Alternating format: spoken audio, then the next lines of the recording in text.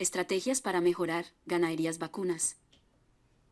La primera estrategia es establecer o mejorar los sistemas productivos ganaderos. La importancia en sí no es la diversificación, sino determinar si el sistema utilizado es el más conveniente en aspectos ambientales, económicos y sociales.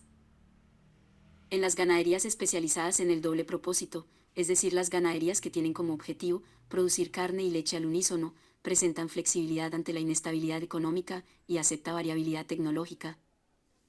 La diversificación de la actividad ganadera, con cultivos y otras especies de animales, pueden aumentar la rentabilidad de estos sistemas.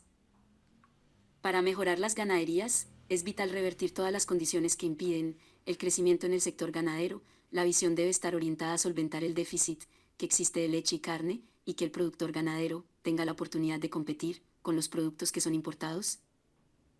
Se debe apoyar la conservación y mejoramiento de forrajes, al igual que las fuentes alternas de alimentación, que sean baratas y efectivas.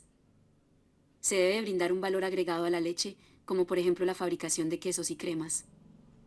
Organización, con el objetivo de poder comercializar y conservar la producción, adquirir insumos y asesoría técnica para mejorar los procesos. Es muy conveniente que organismos crediticios den financiamiento agrícola de acuerdo al nivel empresarial, donde exista cierta flexibilidad para el pequeño ganadero. Se deben de involucrar todas las autoridades pertinentes para crear mecanismos que disminuyan la inseguridad del campo.